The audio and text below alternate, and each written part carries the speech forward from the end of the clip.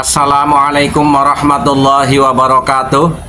Para pemirsa yang kami banggakan, ini ada kisah bohong dari Lutfi bin Yahya. Seolah-olah dia mendapatkan cincin langsung dari Rasulullah Shallallahu Alaihi Wasallam.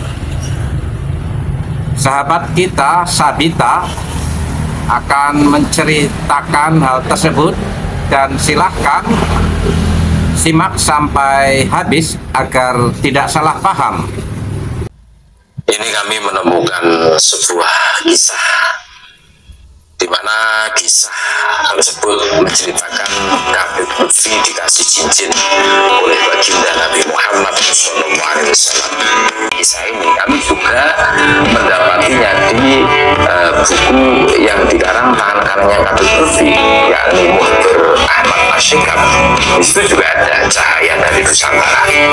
Kisah Habib Lutfi bin Yahya diberi cincin oleh Rasulullah SAW bersumber dari situs Jatman Konten. Berikut kisahnya.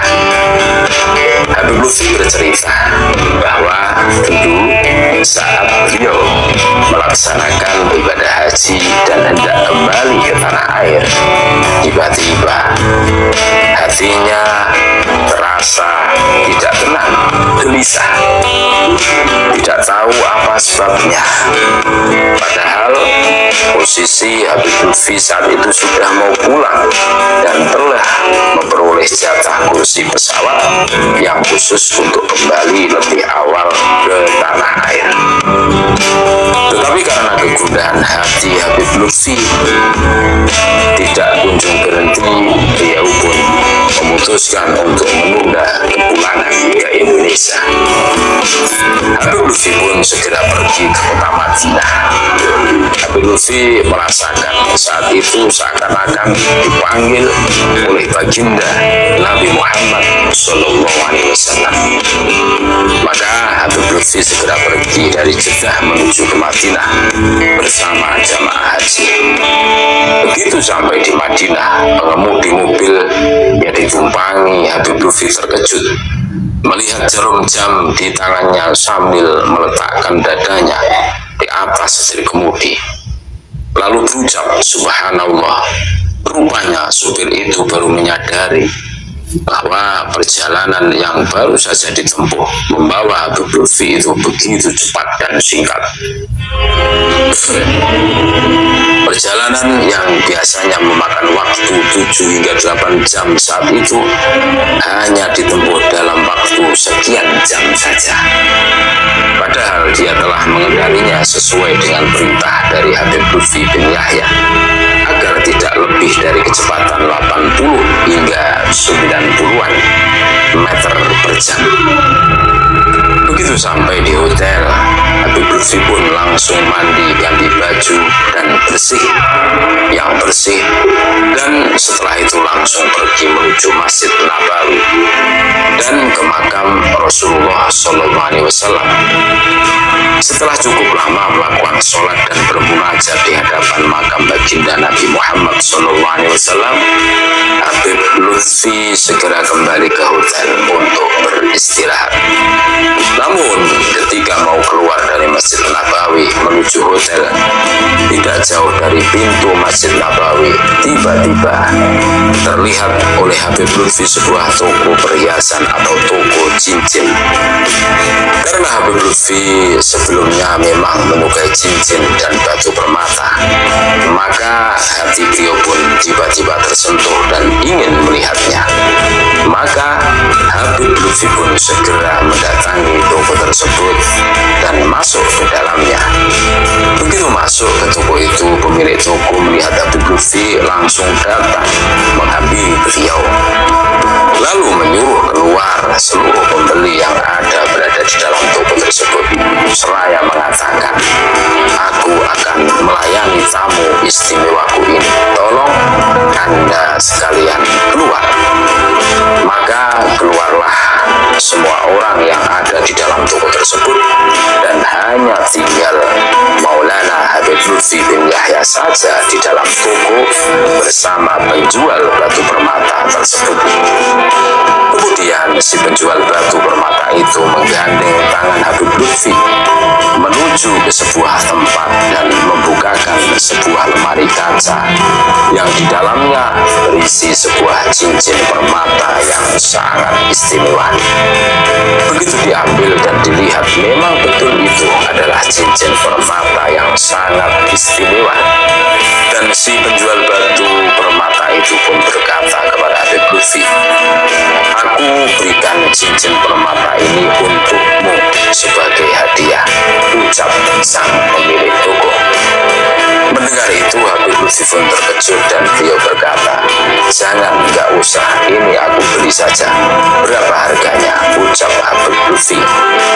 Tapi si penjual itu tetap menjawab tidak, karena yang memberi hadiah ini sebenarnya adalah sang pemilik kubah warna hijau di atas.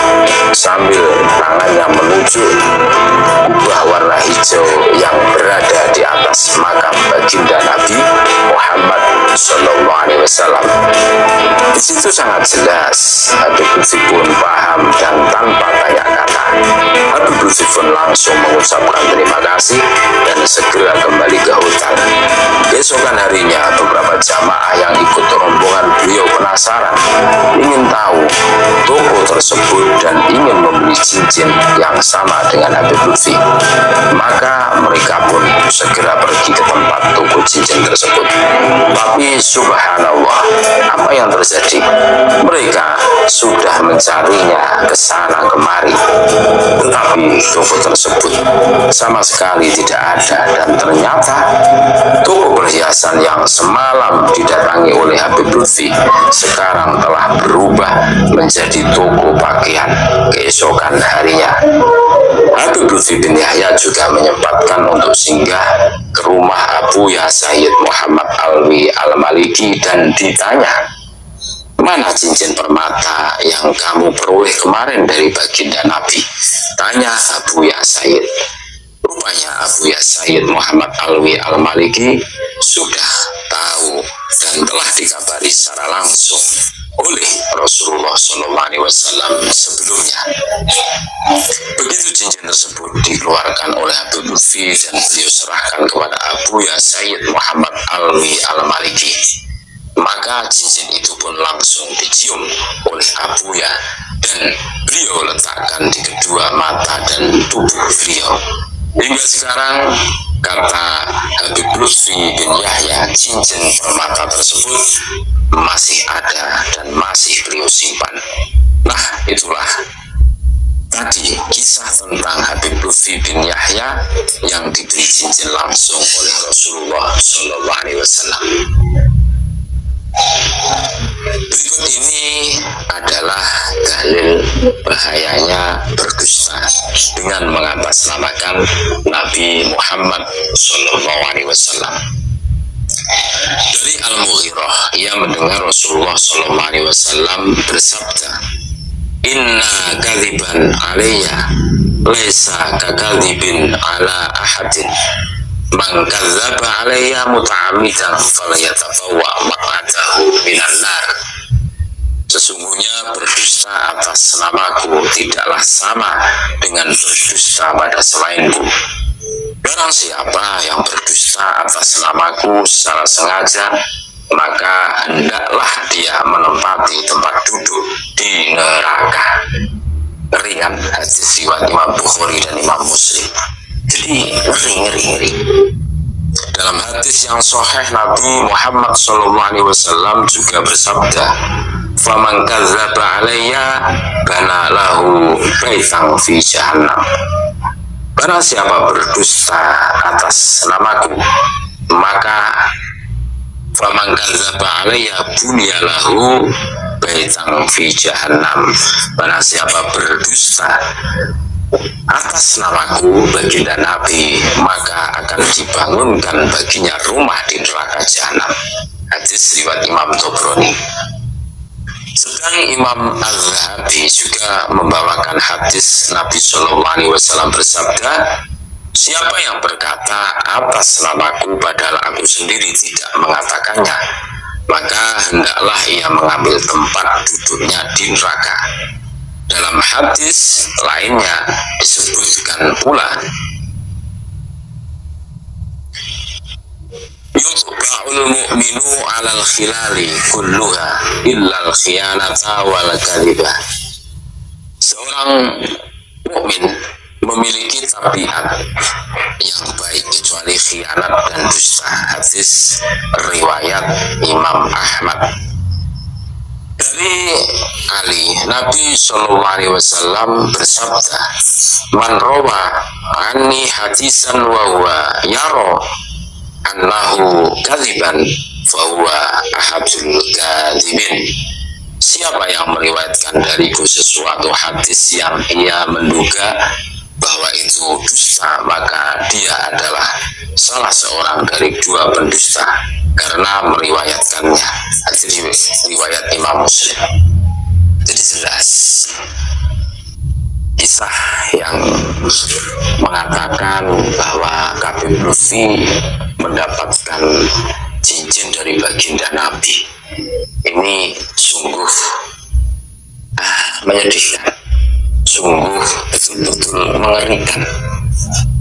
Kalau ini dusta, maka falyatabawa maq'adahu minan nar. Kan? Jadi hadis yang diriwayatkan oleh Imam Bukhari dan Muslim ini.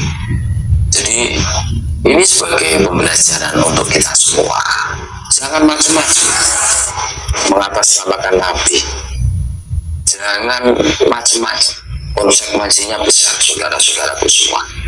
Mudah-mudahan ini bisa menyadarkan kita semua bahwa selama ini orang yang kita anggap wali, kita anggap orang mulia, ternyata yaitu tidak segan-segannya menjual kebesaran nama baginda Nabi Muhammad SAW. Tentunya untuk misi menaikkan derajatnya agar supaya lebih terhormat, lebih ampuh, pokoknya lebih segala-galanya. Naudzubillah min dzalik. Cerita khurafat dari para Habib Dobolowi memang itu sudah menjadi bagian daripada ajaran mereka di dalam memframing dirinya seolah-olah orang hebat, padahal semuanya itu adalah khurafat. Saatnya bangsa Indonesia melepaskan diri dari cengkeraman doktrin-doktrin para gabaib, apalagi perkembangan sains dan teknologi telah membongkar kebusukan mereka yang mengaku sebagai keturunan baginda Nabi Muhammad SAW. Secara kesejarahan mereka datang ke Nusantara dibawa oleh penjajah Belanda di dalam memerankan politik pecah belah, divided and emperor. Utsman bin Yahya diangkat seolah-olah sebagai mufti Batavia, mengomandoi kapiten-kapiten Arab di dalam memerangi para pribumi yang saat itu sedang menuntut hak-hak kemerdekaannya. Bersiaplah. Walafu minkum. Wassalamualaikum warahmatullahi wabarakatuh.